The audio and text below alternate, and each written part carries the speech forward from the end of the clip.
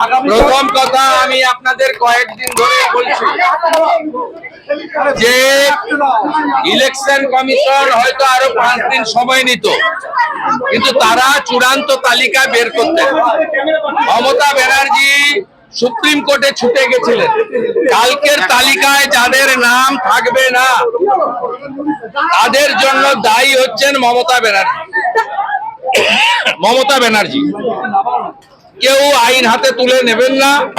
যারা প্রকৃত ভারতীয় তারা নিশ্চিতভাবে ভোটার তালিকায় তাদের নাম থাকবে, তাদের কোনো সমস্যা হবে না।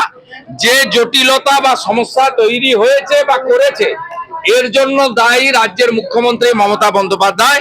তিনি সুপ্রিম কোর্টে গিয়ে এই অসংখ্য ভোটার লিস্ট বের করানোর ব্যবস্থা করে দিয়েছেন। কালকে চূড়ান্ত লিস্ট, এরপরে 294টা বিধানসভা কেন্দ্রে 294টা সাপ্লিমেন্ট লিস্ট বেরোবে। এবং কখন বেরোবে, কি বেরোবে তো আমি বলতে পারবো না, জুডিশিয়াল অফিসাররা বলতে পারবে।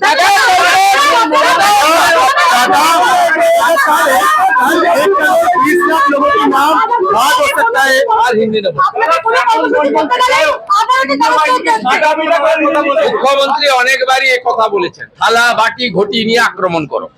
তা শ্যামল মন্ডল ওই পাঠশালারই ছাত্র, সে বলবে নাকি? এটা তো আজকে নতুন কথা নয়। ইলেকশন কমিশন তার ব্যবস্থা নেবে। আমরা ভারতীয় জনতা পার্টি কারোর উপর নির্ভরশীল নয়।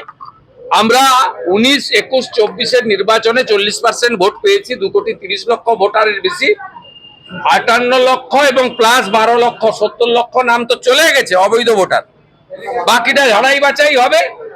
এবং এই মুহূর্তে তৃণমূল কংগ্রেসের সঙ্গে বিজেপির কোনো ভোটের গ্যাপ নেই, এটুকু আমি বলতে পারি।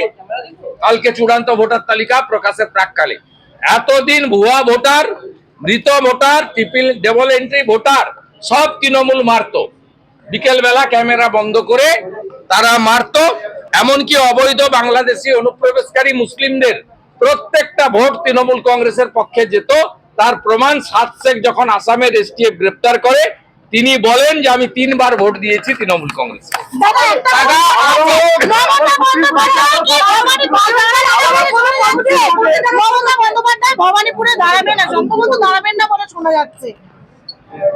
দাঁড়াবে না মানে 44,000 তো আগেই গেছে। আমি যা খবর পাচ্ছি আগামীকাল বিতর্কিত ভোটারও 14,514। অতএব উনি জানেন কাদের ভোটে উনি জিতেছিলেন। এটা তো বিজেপির জায়গা। অতএব ওখানে আমি চ্যালেঞ্জ করছি, আপনি দাঁড়ান, পালাবেন, বাকিটা বুঝে নেব।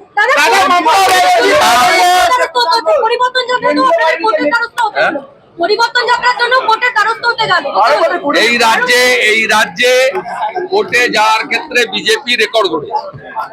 আমি নিজে 106 বার। दादा एक आखिरी सवाल हिंदी में রাজ্যে অমিত শাহজির মতো, নীতিন নবীনজির মতো, রাজনাথ সিংজির মতো, জেপি নাড্ডাজির মতো, শিবরাজ সিং চৌহানজির মতো, দেবেন্দ্র ফাডনবিসজির মতো নেতাদের সভাতে অনুমতি দেওয়া হয় না। তাদেরকে কোর্টে গিয়ে পারমিশন আনতে হয়। এর মধ্য দিয়ে প্রমাণ হচ্ছে এই সরকার রাষ্ট্রবিরোধী সরকার। এই সরকার এখানে যে কাজটা করছেন এটা গণতন্ত্রের কোন শিষ্টাচার না মেনেই করছে। বলছি দাদা একটা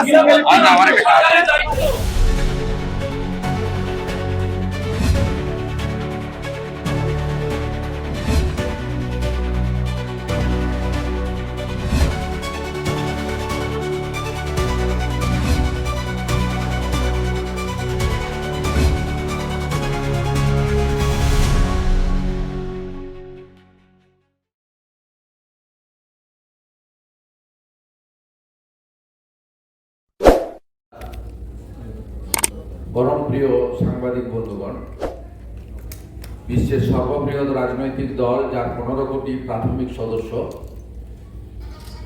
ভারতীয় জনতা পার্টি যার একটাই মন্ত্র নেশন ফার্স্ট, রাষ্ট্র সর্বোপরি, তার পক্ষ থেকে এবং রাজ্যের বিরোধী দলনেতা হিসেবে আমি সকলকে স্বাগত এবং অভিনন্দন জানাই। আজকে আমাদের যে পশ্চিমবঙ্গ প্রদেশ ভারতীয় জনতা পার্টির পক্ষ থেকে যে উদ্দেশ্যে আপনাদের আমরা আমন্ত্রণ করেছিলাম, আমরা মিলিত হয়েছি, আপনারা এসেছেন, সেটি হলো পরিবর্তন যাত্রার সূচনা যে বুকলেট সেটা প্রকাশ করা এবং তার থিম সং সহ একটি স্বল্প সময়ের ভিডিও আপনাদের সামনে প্রচারিত হলো, যা সকলের মোবাইলে রাজ্যের পৌঁছে যাবে।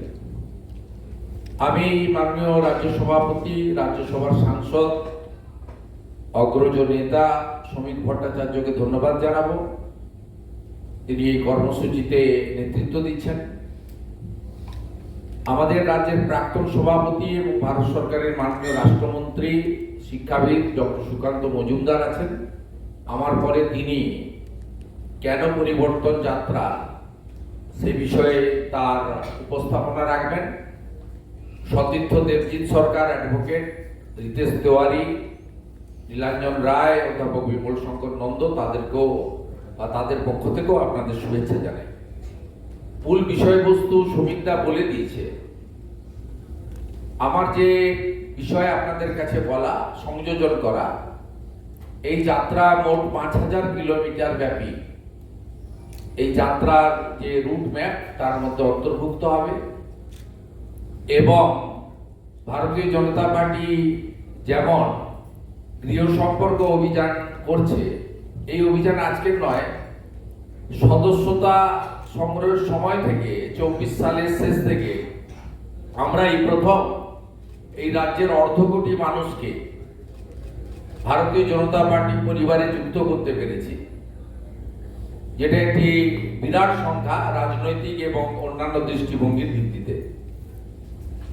আমরা এবারে 1 কোটি গণদেবতা জনতা জনার্দনের কাছে ভারতীয় জনতা পার্টির পরিবর্তন যাত্রার লক্ষ্য, উদ্দেশ্য, বাংলার বর্তমান পরিস্থিতি, আগামীর বাংলা কেমন হওয়া উচিত, সর্বোপরি উত্তরবঙ্গের আলিপুরদুয়ার প্যারেড গ্রাউন্ড থেকে একদিকে সরকারি কর্মসূচি, হাজার হাজার কোটি টাকা রাজ্যের বিনিয়োগ, উদ্বোধন এবং শিলান্যাস, সাথে লক্ষ লক্ষ মানুষের সংযুক্তিকরণের মধ্য দিয়ে মাননীয় প্রধানমন্ত্রীর যে বক্তব্যগুলি, একটি আবহাওয়া খারাপের জন্য তিনি অডিও বক্তব্য রেখেছিলেন রানাঘাটের দায়েরপুরে, বাকি 5টাতেই তিনি ফিজিক্যাল স্পিচ রেখেছেন এবং লোক সংখ্যাও আপনারা দেখেছেন।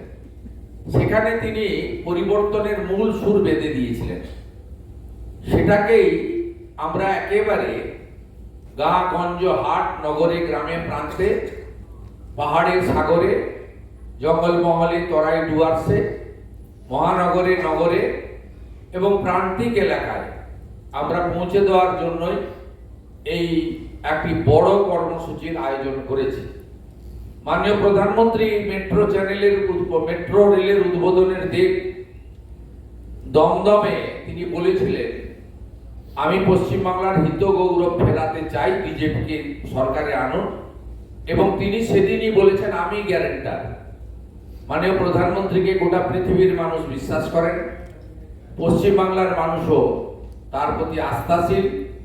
ভারতবর্ষের 140 কোটি মানুষ তো আছে, তাই পশ্চিমবাংলার হিত গৌরবকে ফিরিয়ে আনার গ্যারেন্টার নরেন্দ্র মোদীজি তিনি রেখেছেন।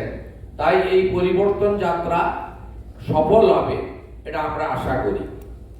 মাননীয় রাজ্য সভাপতি বলেছেন যে এই পরিবর্তন যাত্রা কেবলমাত্র ভারতীয় জনতা পার্টির কার্যকর্তা, সদস্য, সাংগঠনিক দায়িত্বপ্রাপ্ত শুভানুধ্যায়ী ভোটারদের মধ্যে সীমাবদ্ধ না রেখে তার ব্যাপ্তি আরো বাড়িয়ে জনগণকে সংযুক্তিকরণের মধ্য দিয়ে এই পরিবর্তন যাত্রা এগিয়ে যাবে এবং কলকাতাতে এসে শেষ হবে। এই রাজ্যে কয়েকটি বিন্দুতে আমি বলতে চাই রাজ্যের বর্তমান অবস্থা। রাজ্যের বর্তমান অবস্থা ভয়াবহ। 2011 সালে মা মাটি মানুষের স্লোগান দেওয়া এই সরকার কি কি করেছে এবং কিভাবে আমাদের রাজ্য সর্বক্ষেত্রে পিছিয়ে গেছে সকলের চোখের সামনে, আপনাদের ব্যক্তিগত জীবনে, আপনাদের অভিজ্ঞতায়, আপনাদের অনুভূতিতে এবং আপনাদের বাস্তব পরিস্থিতির সামনে দাঁড়িয়ে আপনারা উপলব্ধি করতে পারছেন, নতুন করে কিছু বলার নেই। বলা হয়েছিল বদলা নয় বদল চাই। এই রাজ্যকে কিভাবে রক্তাক্ত করা হয়েছে, শুধু রাজনৈতিক সন্ত্রাস নয়, এখানে ধর্মগত সন্ত্রাস থেকে শুরু করে জনবিন্যাস বদলে দেওয়া থেকে শুরু করে সীমাহীন যে তোষণ বা তুষ্টিকরণ, তার এক ঝলক গতকাল আপনারা কলকাতাতে ইফতার পার্টিতে মুখ্যমন্ত্রীকে দেখেছেন। সেখানে একটি ধর্মীয় অনুষ্ঠানে মুখ্যমন্ত্রীকে বসিয়ে রেখে তার ভবানীপুর বিধানসভা কেন্দ্রের ইমাম 16 আনা মসজিদে তিনি প্রকাশ্যে বলেছেন, যা আপনারা অনেক সংবাদ মাধ্যম দেখিয়েছেন, কেউ কেউ দেখাতে পারেননি, পোর্টালগুলো বেশি করে দেখিয়েছে। তিনি বলেছেন গর্বের সঙ্গে যে টাটার জায়গাটা আমাদের দিয়ে দিয়েছেন মুখ্যমন্ত্রী। তাহলে টাটাকে শুধু 11 সালে আপনার তাড়িয়ে দেওয়া নয়, টাটার যে জায়গা নিউ টাউনে সেটাও 16 আনা মসজিদের ইমাম সাহেবকে বা তার কথাতে দিয়ে দেওয়া হয়েছে। তিনি মুখ্যমন্ত্রীর সামনে সদর্পে ঘোষণা করছেন। এর থেকে বড় ধ্বংসলীলা পশ্চিমবঙ্গে আর কিছু হতে পারে বলে আমি মনে করি না। দ্বিতীয়ত, নারী সুরক্ষা। নারী সুরক্ষার ক্ষেত্রে আজকে কঠিন অবস্থার মধ্য দিয়ে আমরা চলেছি এবং পার্সট্রিট কামদনি থেকে শুরু করে লাগাতার বর্তমানে আপনাদের দুটো শাসক দলে একেবারে মাঝারি স্তরের নেতা বা জনপ্রতিনিধির যে অবস্থা বা পিকচার সামনে এসেছে, তাতে তৃণমূল কংগ্রেসের পদাধিকারী জনপ্রতিনিধি মহিলারাও তৃণমূল কংগ্রেসের জনপ্রতিনিধি বা নেতাদের হাতে সুরক্ষিত নয়। লক্ষ্মীর ভান্ডার প্রচারের মিছিলে আমাদের উত্তর 24 পরগনার অশোকনগরের বিধায়ক তথা সভাধিপতি নারায়ণ গোস্বামী ফ্লাইং চুম্বন, অথবা পূর্ব মেদিনীপুরের কাঁথি 3 ব্লকের পঞ্চায়েত সমিতির চেয়ারম্যান তার বিডিও অফিসের সভাকক্ষে কানাইদিঘি গ্রাম পঞ্চায়েতের তৃণমূলের মহিলা প্রধানের সঙ্গে যে কাণ্ড ঘটিয়েছেন, তাতে তৃণমূল কংগ্রেসের জনপ্রতিনিধি নেতৃত্ব মহিলারাও এই মুখ্যমন্ত্রীর আমলে, এই সরকারের আমলে সুরক্ষিত নয় প্রমাণিত হয়েছে। তাই নারী সুরক্ষা একটি দ্বিতীয় বিষয়। তৃতীয় হচ্ছে ভয়ঙ্কর বেকারত্ব, শিল্পে মন্দা, সর্বোপরি ভয়ঙ্কর রকমের প্রতিষ্ঠান বিরোধিতার হাওয়া বইছে। এই পরিবর্তন যাত্রা এই হাওয়াকে জনগণের সুনামিতে পরিণত করবে, এই বিশ্বাস আমরা রাখি। পরিশেষে এই বাংলায় পাল্টানো দরকার, চাই বিজেপি সরকার। পাল্টানো দরকার, চাই বিজেপি সরকার। বাঁচতে চাই তাই বিজেপি তাই, এই স্লোগানগুলি মাননীয় প্রধানমন্ত্রী বিভিন্ন সভায় বলার মধ্য দিয়ে এবং আমাদের রাজ্য সভাপতি এতে সংযোজন করেছেন 26-এর নির্বাচন তৃণমূলের বিসর্জন।